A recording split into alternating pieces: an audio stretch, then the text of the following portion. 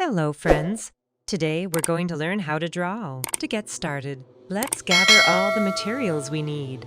Paper, pencils of various thicknesses, an eraser, and of course your imagination. Step 1. Beginning. Let's begin with the basic shape of.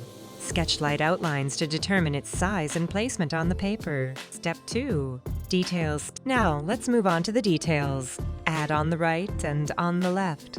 These details give its distinctive features. Step 3. Shadows and light. To make your drawing more three-dimensional, add shadows and light. Step 4. Finishing touches. Complete your drawing by emphasizing the contours of drawing. You can also add additional details to enhance its appearance. And there you have it.